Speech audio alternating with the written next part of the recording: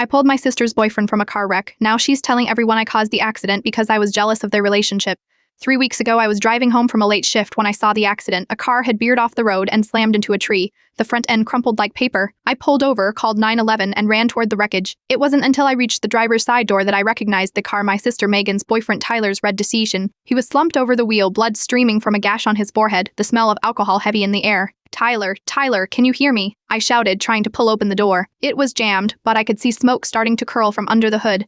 With adrenaline surging, I managed to wrench the door open, unbuckle his seatbelt, and drag his 190-pound frame away from the car. 2 minutes later, flames erupted from the engine. When the ambulance arrived, I rode with them to the hospital. I called Megan repeatedly, but she wasn't answering. I left messages. Tyler's been in an accident. We're at Memorial Hospital. He's going to be okay, but get here when you can. She finally arrived 3 hours later, hysterical and reeking of tequila. When she saw me in the waiting room, her eyes narrowed. What did you do? She hissed. What? I found the accident and pulled him out before the car caught fire. The doctor interrupted us to explain that Tyler had a concussion, 3 broken ribs, and a fractured wrist, but would recover. His blood alcohol level was 0.16, twice the legal limit. Megan barely acknowledged the doctor's words. Instead, she turned to me again. Why were you on that road anyway? You don't even live in that direction. I picked up an extra shift at the hospital. I was on my way home. She scoffed. Convenient. I was too exhausted to argue. My hands were bandaged from cuts sustained while pulling Tyler from the wreckage, and I hadn't slept in 24 hours.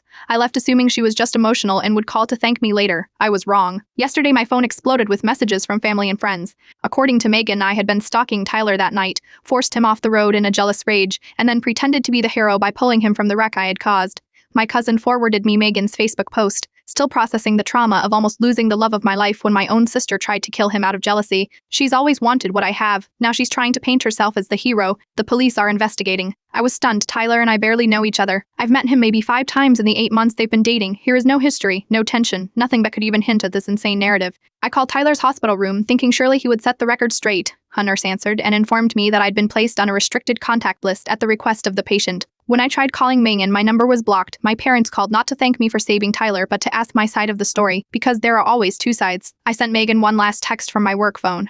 I pulled your boyfriend from a burning car and you've turned me into a villain. The next time you need someone to save his life, call someone who doesn't know what you're capable of. The police did come to speak with me, not about causing the accident, but as the first responder and witness. When I mentioned Megan's accusations, the officer sighed and said they'd already reviewed traffic cameras that clearly showed Tyler's car alone on the road, swerving before impact. My hands will heal, my relationship with my sister might not. I've learned that some people would rather create a villain than face the fact that they weren't there when it mattered.